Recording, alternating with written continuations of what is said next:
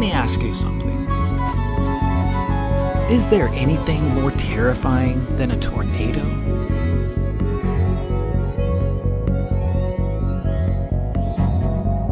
There's nothing else that can fill you with such overwhelming awe and wonder at the power and beauty of nature, while also making you panic and fear for your life.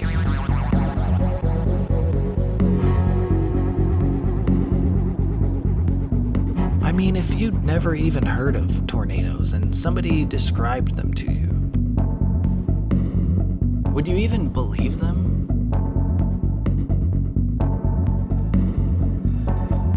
Violent, thundering, screaming vortexes of rotating wind stretching on for hundreds, even thousands of feet, and sometimes mile after mile.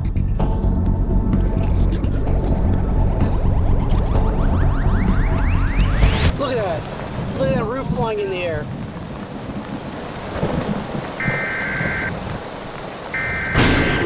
Service has issued a tornado emergency until 4:15 a.m.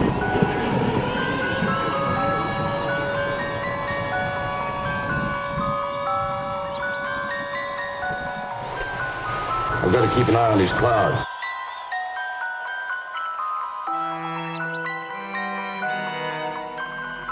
I got to keep watching the southwest side, where most of them come from. You think it's likely? No, the odds are way against it. Even in weather like this, I've never seen one, but there's always a chance.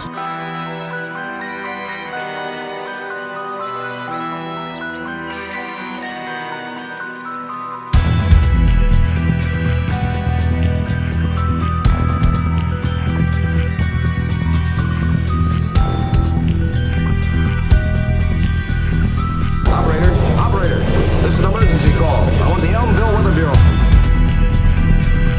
Tornado about a mile east of the Wick pumping station. Moving fast your way, northeast. Yes, the bottom is touching the ground.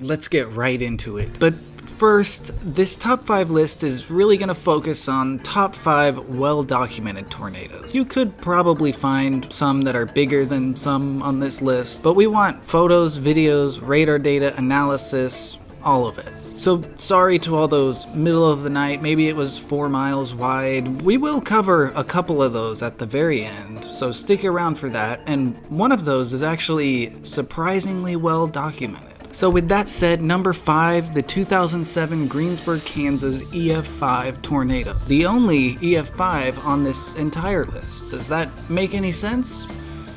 No, but that's the rating system. This was a 1.7 mile wide nocturnal monster that did unthinkable levels of damage to this beautiful small Kansas town. This is also a very, very well-known tornado for several reasons. Over 95% of Greensburg was completely destroyed. National Weather Service had issued a high risk that morning. So the fact that a tornado happened didn't catch people by surprise. The atmosphere was primed for extreme tornadic activity. Almost all of the severe weather parameters were approaching extreme levels. And close to 10 o'clock that night, the tornado makes its way into Greensburg. So if you're in that Greensburg area, we urge you to again move to shelter and get in your shelter and stay there. A tornado emergency has been declared by the National Weather Service, with Greensburg under the gun of a large and dangerous tornado. Legendary meteorologist Dave Freeman from KSN Wichita was covering this tornado live, and he later won several awards for his phenomenal and infamous coverage. Boy, I sure hate to tell you this, friends, but it looks like that thing is right on top of Greensburg. Your time is up. You need to be in your shelter right now. Large, dangerous tornado confirmed by the National Weather Service. The National Weather Service calling a tornado emergency for Greensburg in central Kiowa County. Let's hope that it's a near miss, but at this point, it sure looks like it's going to be a very, very close call. While tracking this massive monster EF5 tornado, he pauses to speak directly to any kids who could be home alone watching TV, because remember, these emergency broadcasts used to interrupt any other programming that was on. And the way that he does it, he stays so calm, he doesn't panic, he doesn't scare anyone that would be listening. And that's what makes this moment so memorable. Now, here's what I want you to do. Maybe we have some kids that are home alone tonight with mom and dad enjoying dinner out or something like that. Want to be moving to your tornado shelter. So here's what I want you to do. I want you to turn the volume up on your TV so that you can still hear me. I want you to go ahead and turn the volume up on the computer speakers if you are tracking our storms here live streaming on KSN.com. Leave the volume up so that you can hear us talking with you as we go through these next few minutes. You want to move down to the basement, and you want to go to the center of the basement. That's underneath something sturdy, like a workbench, a work table, or maybe the stairs down to the basement if they're in the center of the room. Center of the basement, lowest level, away from windows. If your house does not have a basement, then you want to go ahead and move to a small room in the center of the house on the lowest level with no windows. Your arrival time is imminent. This storm is knocking on your door. A confirmed large, dangerous tornado from the National Weather Service, a tornado emergency.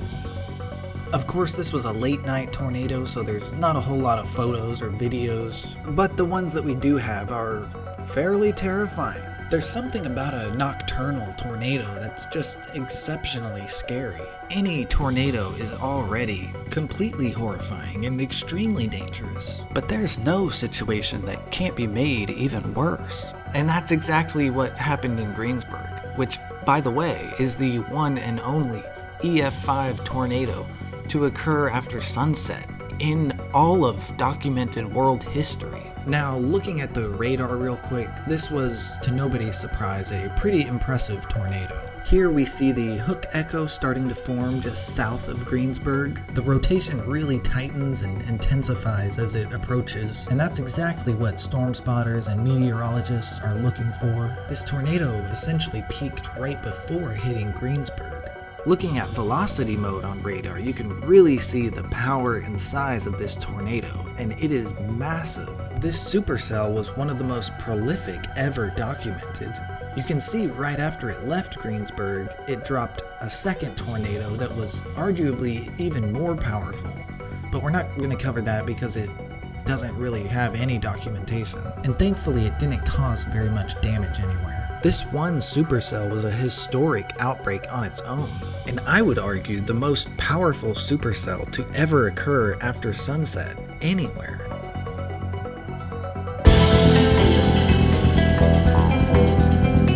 "95% of Greensburg was completely destroyed. This small town of only 1,500 people was almost entirely erased. Across the entire town, there were only 2 buildings left standing when the tornado left. That is a historic catastrophe of unfathomable levels of total destruction. And it makes you wonder, how could anybody come back from this? How could a town rebuild itself after that? Immediately following the tornado, Greensburg residents, survivors, and emergency personnel from the surrounding area performed a huge search and rescue operation for the entire rest of the night. And sadly, at the end of all this, there were a total of 11 casualties.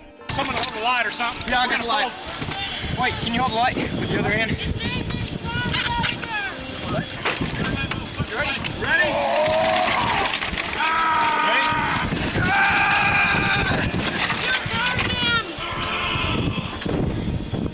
Mark, you're gonna have to cowboy up, buddy.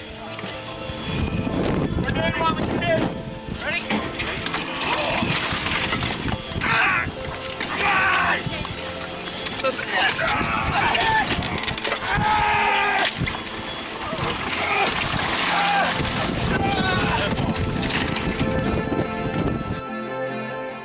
If you ask me, the only thing worse than search and rescue after a violent tornado is search and rescue after a violent tornado in the dark. It's just such a dangerous procedure for anybody involved. There's jagged, sharp, falling debris that can hurt or kill you, but it has to be done. And I'm sure that just like you watching this video, one of the many things that pulled me into watching and learning the history and science of tornadoes was seeing the absolute best side of people coming out during an unthinkable disaster and people putting their lives at risk to help complete strangers. Tornadoes bring out the widest range of emotion that anybody can experience. Disasters like Greensburg can make anybody question their faith in existence itself. I mean, how is any of this even possible? But the things that happen after the tornado can do the exact opposite of that. They can fill you with hope and faith for the goodness in the world. And Greensburg, Kansas might be the best example of that we've ever seen. Over half of the town ended up leaving after this, and that's understandable. I mean, how do you restart after that? But a lot of people stayed and made it their life's mission to rebuild this beautiful town in a renewable, sustainable, energy-efficient way. This small town in Kansas is proof that no matter how awful the trauma you go through can be, you can make your comeback the thing that actually defines you. These people show that the best way you can respect and honor what you've been through is by doing everything that you possibly can to make things better than they ever were before. So number 5, Greensburg, Kansas at 1.7 miles wide. 11 deaths, 63 injuries, and $250 million in damage.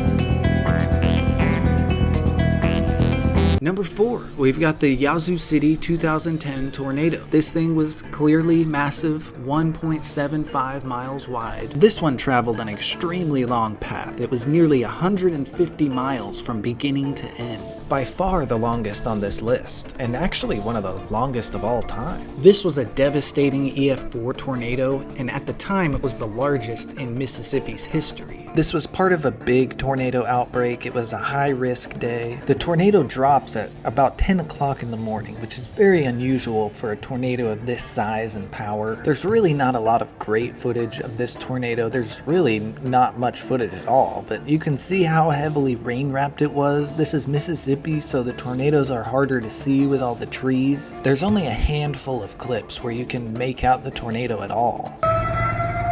Once this tornado developed, it became strong very rapidly. This is a serious and a very serious and dangerous storm. It's right here in front of me right now. There is a really good episode of the Storm Chasers show where Reed Timmer and Team Dominator were chasing this tornado from beginning to end. They were some of the very first people on the scene doing search and rescue. And in true Reed Timmer fashion, he's wearing flip-flops. the entire time. On the weather radar, we can see very pronounced imagery, especially as it passes over Yazoo City. There's a huge couplet, and of course that just shows the devastating power of this storm. This tornado ends up staying on the ground for almost 3 full hours. According to National Weather Service, we have storm spotters chasing the storm, confirming, in their words, a very large and extremely dangerous tornado being chased as we speak. If you're listening from Yazoo City and you're watching right now, go and hunker down. So again, we have storm spotters chasing the storm, confirming that there is a tornado on the ground, an extremely large and dangerous tornado. Last bit of footage here, we can see the main part of the storm, the hail core where the funnel is dropping. It's really, unfortunately, kind of hidden by the trees. But of course, the most dangerous tornadoes are the ones that you don't see coming. And that's often what happens in Dixie Alley, is that it's hard to see the tornadoes coming. And it's hard to capture very good footage.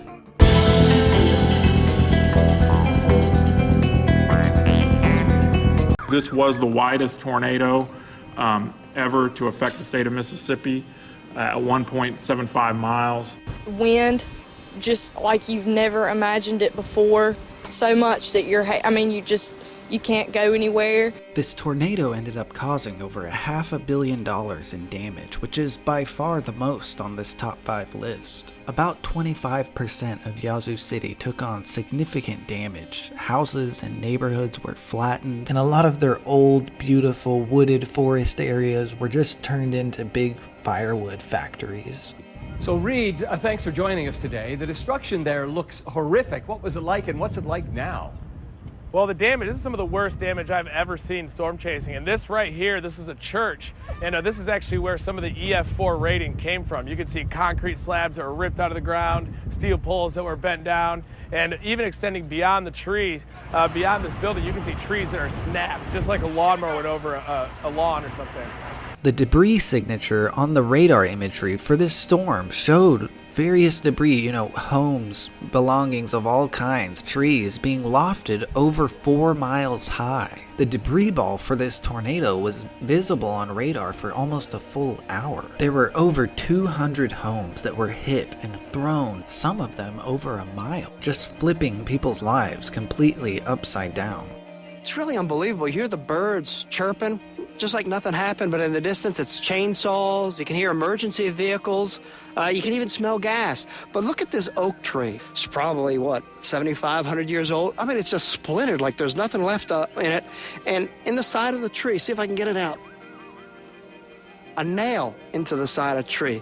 It's sheet metal wrapped around a tree from, who knows where it came from. Again, it's sheer power. And what I just showed you on that graphic, that debris ball, that's what's flying through the air with the 170-mile-an-hour winds. That's some child's clothes, probably in a closet, and just thrown apart. And over here, you see somebody's house, which, the winds just totally ripped it apart.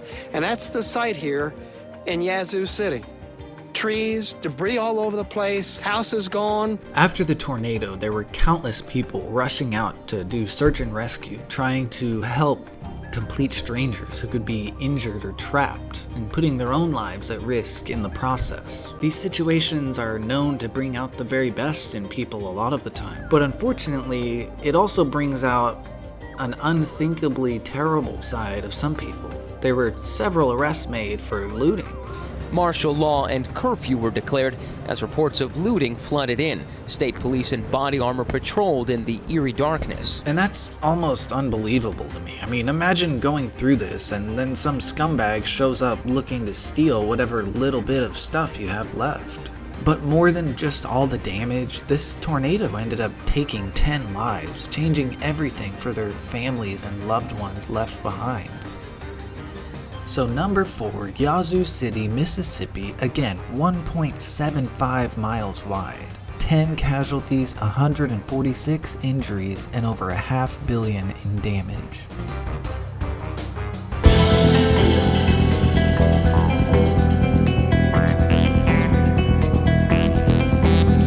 Coming in at number 3, we've got the 2020 Bassfield, Mississippi Easter Sunday tornado.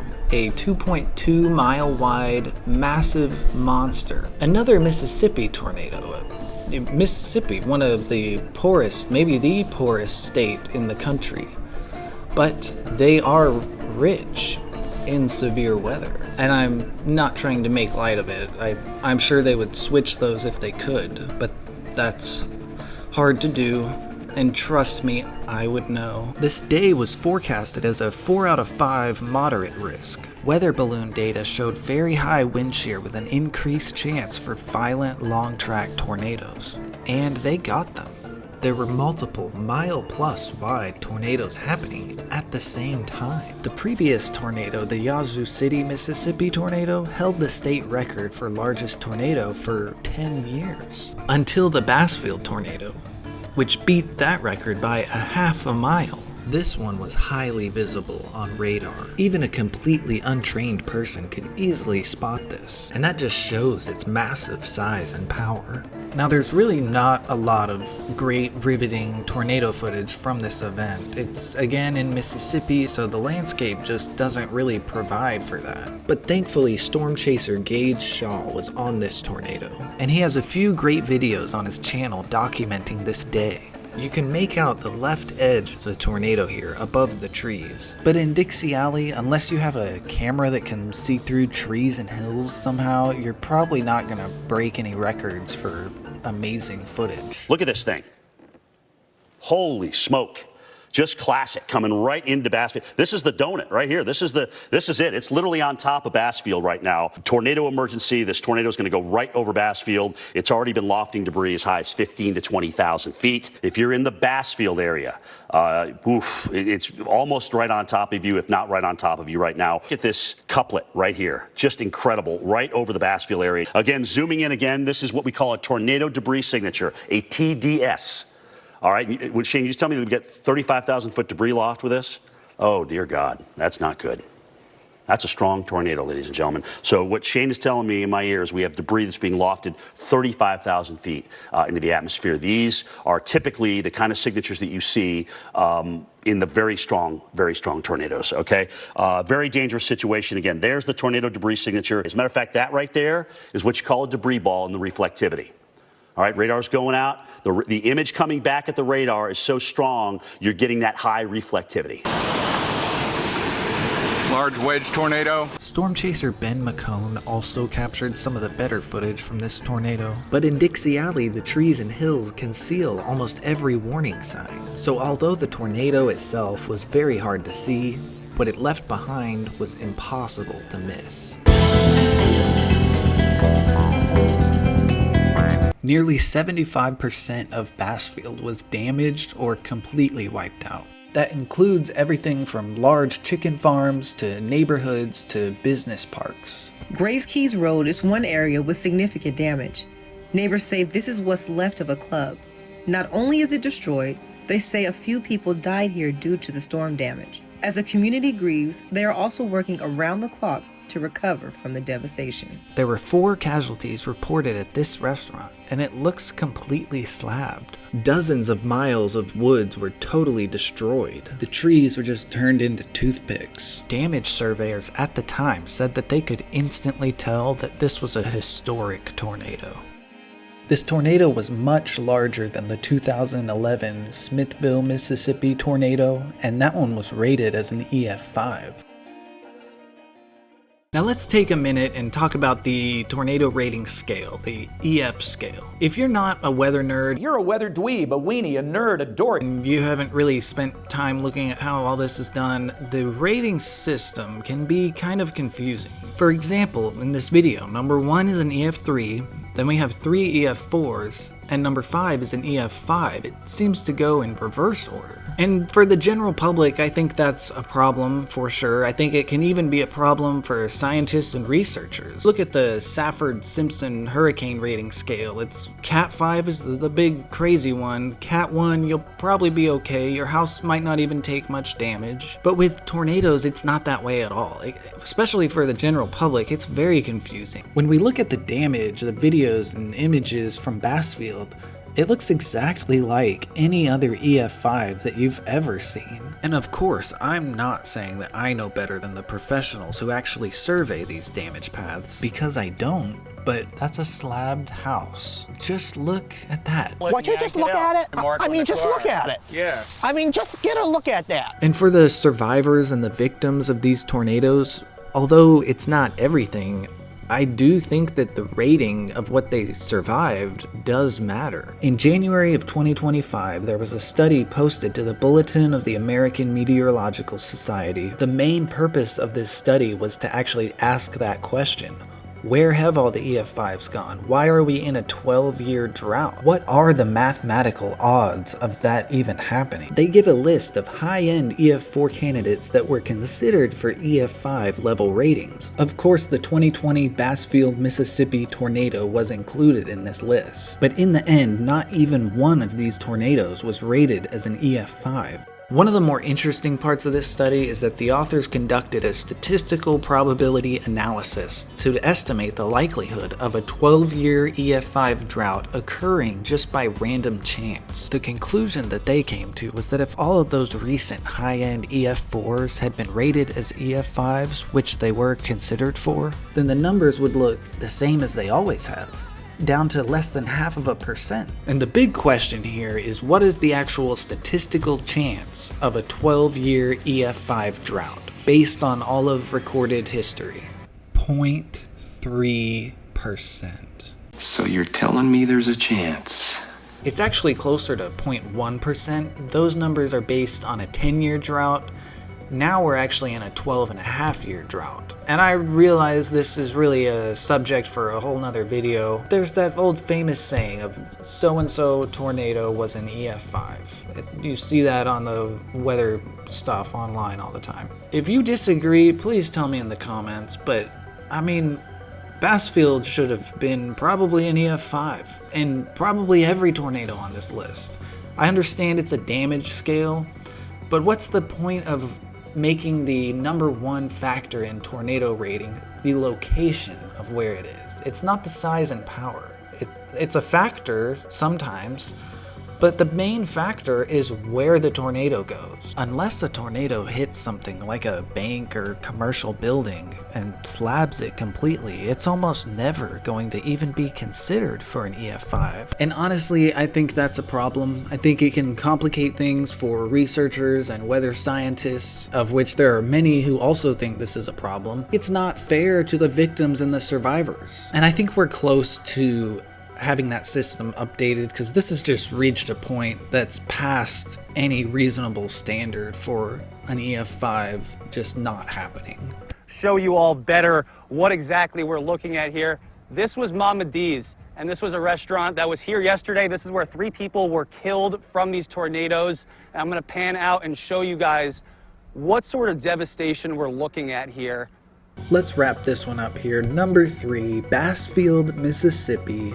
2.25 miles wide. Obviously, it was an absolutely massive tornado, and the largest to ever hit Mississippi.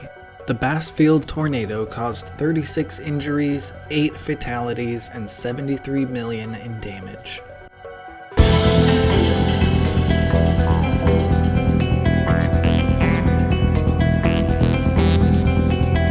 Number 2, the 2004 Hallam, Nebraska tornado. This thing was huge, 2.5 miles. This is the first tornado in history to reach the 2.5 range. And this tornado is the ugliest tornado on this list. It was not a big, beautiful wedge funnel condensating out of the sky where you can see it all. It was kind of covered in these weird, wispy, outer lower level cloud, mesocyclone, dropping scud stuff, but looks can be very deceptive. National Weather Service issues a moderate risk thunderstorm outlook with a 15% tornado chance directly over central southern Nebraska. This storm ends up dropping a monster tornado that tracks for 52 miles, striking Hallam as it reaches peak intensity. The storm rapidly started developing in Thayer County, Nebraska. Storm went from being a small shower to a tornado producer in just 30 minutes. The tornado continued to grow both in size and in strength, unfortunately hitting the community of Hallam dead on, where almost every home suffered some damage and the storm took its only life. We zoom in here. The track as it moved near Hallam, 2.5 miles wide, which is the second widest tornado in U.S. history. Looking at the radar for this storm, the hook echo is not that easy to pick out. We don't get that classic tightly wound funnel like we'd usually associate with tornado-producing storms. And it really shows in the actual footage too. This wasn't a sharply defined funnel, it was a messy, rain-wrapped tornado with a wispy outer layer of what looks like scud clouds swirling around a dark core. Basically, it was just too big to get that clean, picturesque appearance that we like to see. But when a tornado is 2.5 miles wide, it's really not surprising that it would look like that. Looks like we have a big wedge tornado on the ground here just east of Dakin. So we can see that the cloud base is actually being sucked down into the outer circulation of the tornado. It really fuzzies it up. It's not the prettiest. It's not going to win any beauty contests. And if we freeze it during a lightning strike, you can really make out a lot more detail. You can see that debris field. You can see how large the outer circulation is. This is before it reaches peak intensity, but of course it's still a huge tornado. But it doesn't reach the 2.5 mile width until it's starting to get dark out.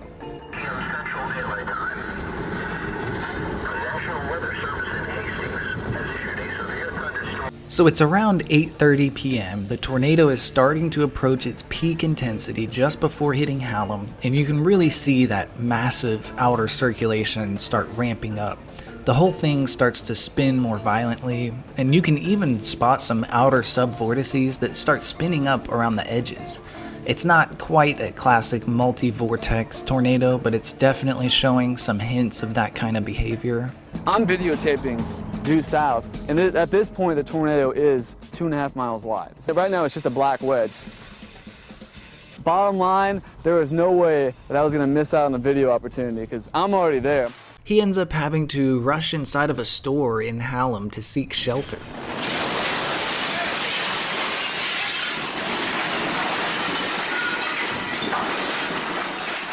The front of the building blows apart. Within 2 or 3 seconds, it was somewhat like an explosion. Boom! You could tell that there was a circulation hitting us because the things that were hanging down from the ceiling in the front of the building actually were forced forward, like they were being sucked in, and all the bricks from the top of the building came crashing down. Hallam was obviously the main victim of this tornado. The left side of this 2.5 mile wide monster went directly through Hallam, causing over $160 million in damage, affecting the majority of the city. Thankfully, there were only 38 injuries reported from this storm. And there was 1 fatality, which is incredible. That's surprising. It makes Hallam the least lethal on this top 5 list. In 2004, an F4 tornado came through the town of Hallam just south of Lincoln and wiped out most of the city. It is the second largest tornado in history, reaching 2.5 miles wide. Now many residents look back on that terrible day and remember what they went through. And it was the darkest night I've ever experienced. I mean, you couldn't even see clouds. The residents now just try to look at the bright side that it brought just years after. You look at what's the positive of everything if you can.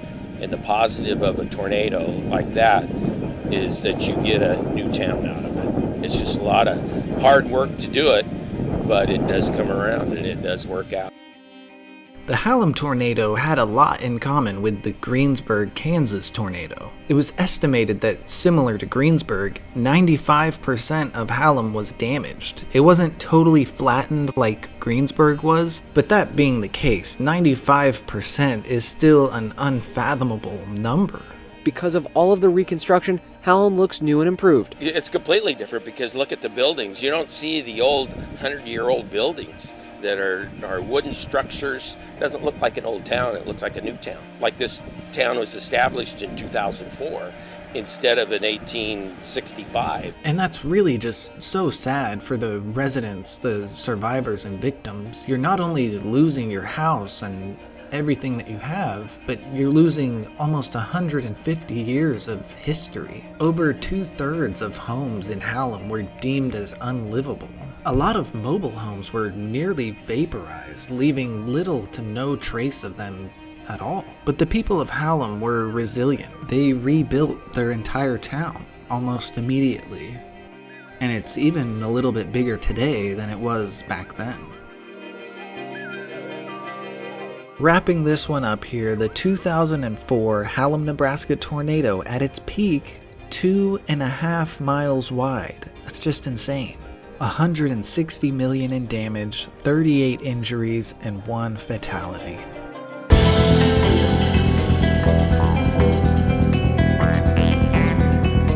The largest tornado ever recorded in the history of the world, the 2013 El Reno tornado.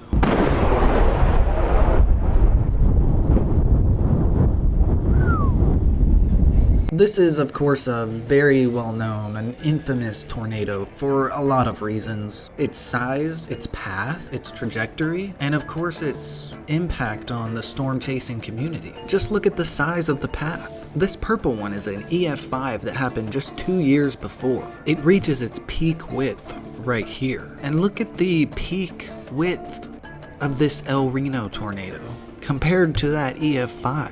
May of 2013 was a record-breaking month for tornadoes in Oklahoma. Only 11 days before the El Reno tornado, more had been destroyed by a violent EF5. So when the forecasting came out, the population was already primed and nervous because of everything that had just happened. Here's our severe weather risk area for today. Moderate risk of severe thunderstorms that includes the I-44 corridor. If you draw a line basically from between Perry and Stillwater down to El Reno, every county in this red shaded area is not going to see a significant tornado, but any red shaded county could. At 6:03 that evening, the tornado first touches down.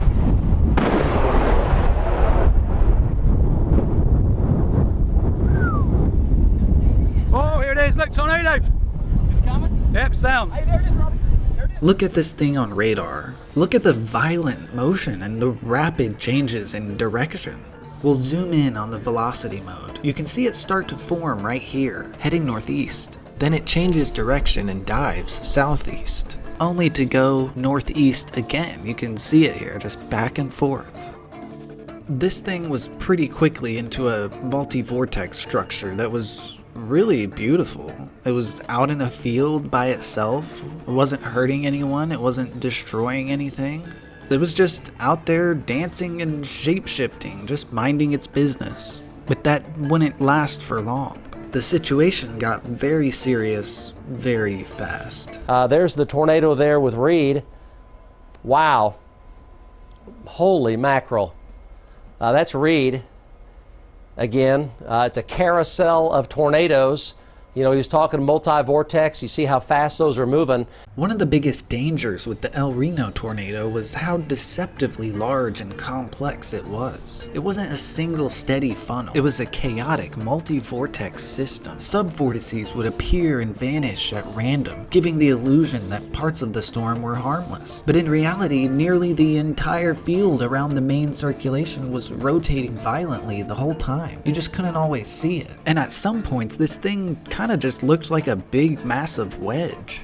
Gary, I believe it's right in there, but it's going to be rain wrapped. This is the most dangerous tornado you can have because you can't see. Appreciate these reports. It's a gigantic tornado, at least a mile wide. The structure of this tornado was just incredible. But the worst thing about it is that it took the lives of 8 people, and 4 of them were storm chasers, which is crazy because before this tornado and since this tornado, there's never been a reported storm chaser fatality. And it's also crazy because this tornado came very close to taking 2 more vehicles full of storm chasers away as well. Gotta get ahead of it, KP, gotta get ahead of it. The whole time my focus is out my window because that's where the tornado is. It's dark and ominous and there are vortexes spinning all around it. I'd never seen anything like it before. You have to go faster. Go as fast as you possibly can. Our lead vehicle, which is an 8,000-pound SUV, I watched it literally get pulled off the side of the road into the inflow, and that was the point that I knew we weren't going to make it. Go, just keep going if you can. Keep going if you can. Everybody duck down. Everybody duck down. Their vehicle is lifted and thrown violently off the road. And as the vehicle is thrown, the camera keeps rolling and somehow keeps the vehicle in frame the entire time. Kind of our worst nightmare. We were hit by the tornado. We were racing to get out of its path. It was coming right toward us. I got to tell you, my life flashed before my eyes. Our vehicle thrown about 200 yards. Everyone in our vehicles is okay. Our vehicle is about pancake flat. Oh my God. I see 1, 2, 3, 4 cars that have been flipped off the road. Don't know for sure, but I think they went at least 20 feet in the air, maybe 30 feet. And there was a moment where we were kind of weightless, and I knew we were in the air, and it felt like forever. And then I had this moment where I truly felt like maybe I was going to heaven. Viewers may not know this, but you were just married about 6 months ago. You said that you thought about your wife. What is it that you thought about when you were up there?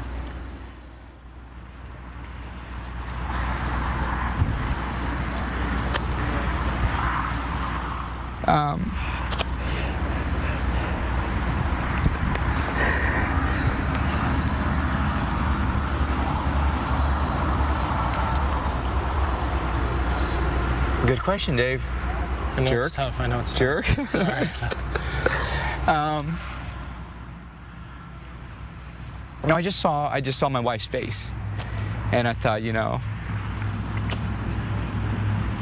that's my life, and I don't want to give that up just yet. And thankfully, I don't have to.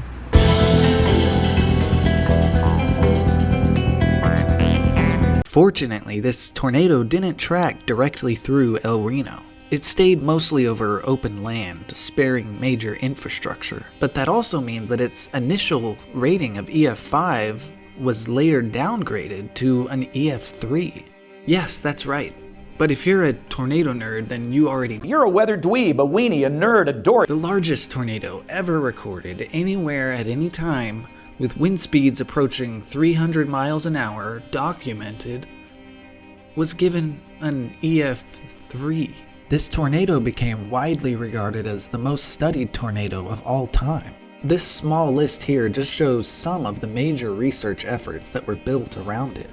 Dr. Jeff Snyder is a research meteorologist at the National Severe Storms Laboratory, and on this day he was working with the mobile radar team from the University of Oklahoma. This big antenna dish on the back of the radar truck spins a full revolution, 360 degrees, a full circle, every 2 seconds. And on this day they observed things that nobody had ever seen before. The wind field was well over 2 miles in size. We knew the winds were at or above 300 miles an hour. The massive wedge tornado had dangerous smaller vortices inside it that weren't that small, and there were lots of them. So these are like small tornadoes with their own swirling wind that are moving 170 miles an hour around the larger center of circulation. If we didn't have a rapid scan radar, you wouldn't be able to see that. Their radar documented 24 separate vortex circulations within the main tornado in just a 2-minute period. The circulation suddenly and unexpectedly expanded to nearly 3 miles wide. It was like being on a merry-go-round,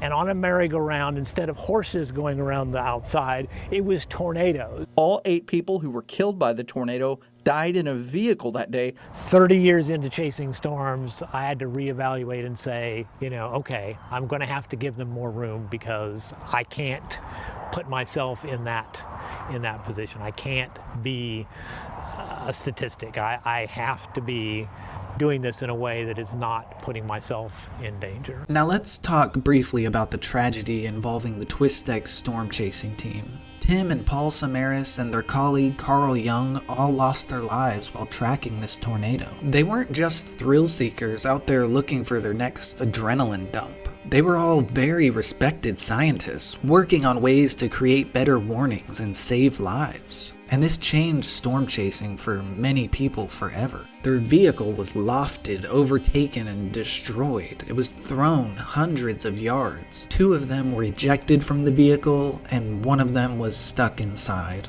So I was recently listening to a speech by Tim Samaras that was given at some sort of severe weather conference, And the speech was given just months before this terrible tragedy. And when he said this, I just stopped and thought, wow, it was kind of haunting. You know, I guess my career has gone along where I have a lot of people telling me, no, you can't do that. You can't measure that. Are you nuts? I had a very prominent scientist told me once when I was presenting some of my earlier data, says, Tim, forget about trying to measure a tornado. You can't do it. We tried it for 10 years and gave up. Can't do it. You're wasting your time. You think I listened to them? That's exactly why I'm standing here. Storm chasers call a rain-wrapped tornado the bear's cage. Bear's cage means if you cross the cage of rain, the tornado's inside. It's a place that new storm chasers don't want to be, but of course, we're in the bear's cage all the time, unfortunately. Like I said, it was just so haunting to hear this, and that it had to happen to one of the most legendary, respected, real science researchers out there saving lives with the information he was gaining. It's all just so sad.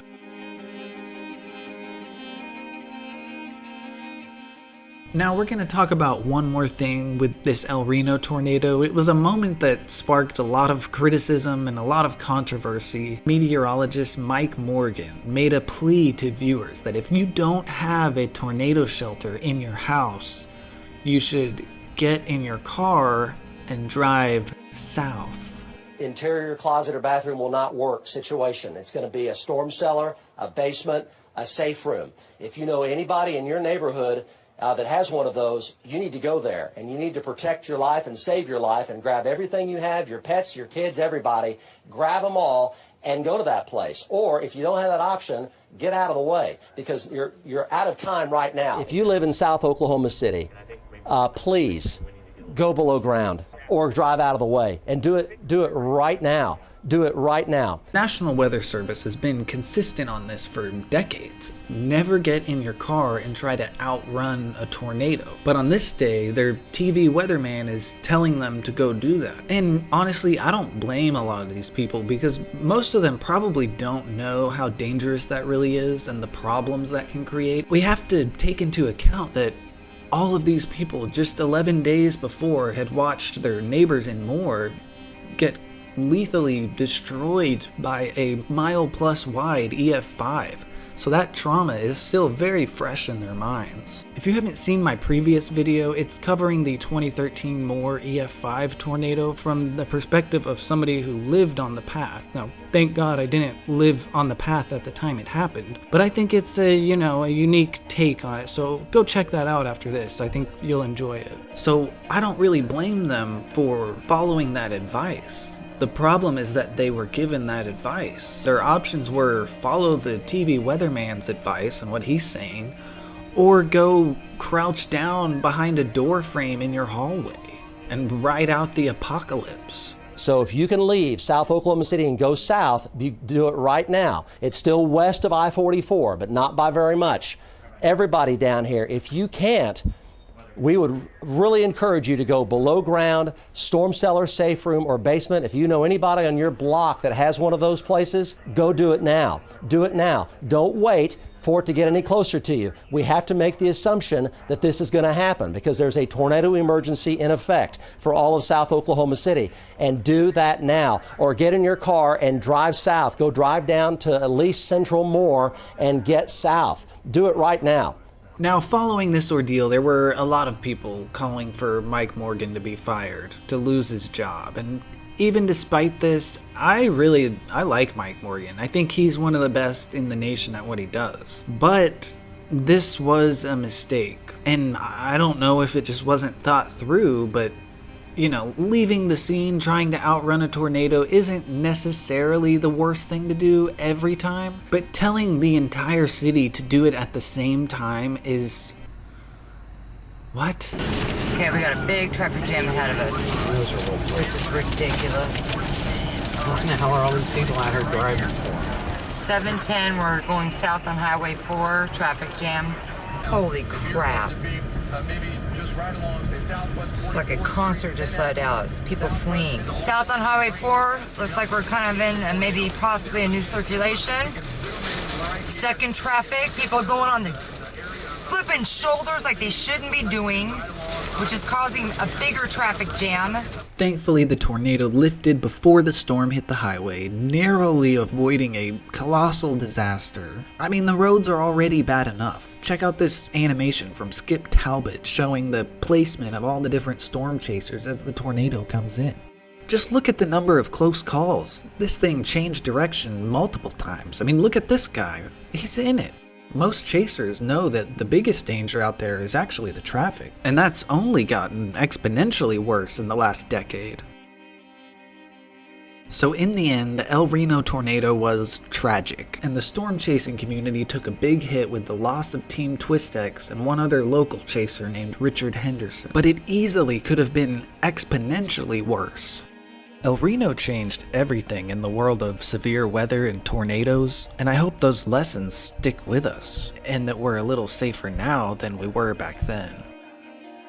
The El Reno tornado left us with 8 casualties, 151 injuries, and $40 million worth of damage. So that's the 5, the largest, most thoroughly documented tornadoes on record. A few of them are pretty notorious. As I mentioned earlier, there are some other contenders, but not every tornado has a camera crew and a research paper to go with it. So let's take a quick look at just a few of those. As the system moved to the northeast, it spawned deadly twisters in South Carolina.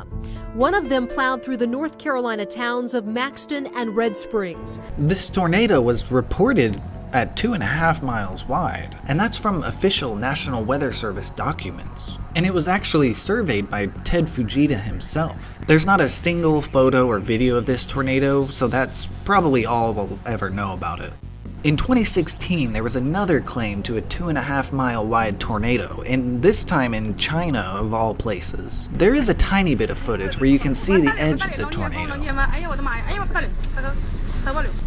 There's a little footage of people sheltering from the storm, but again, you don't see any of the tornado.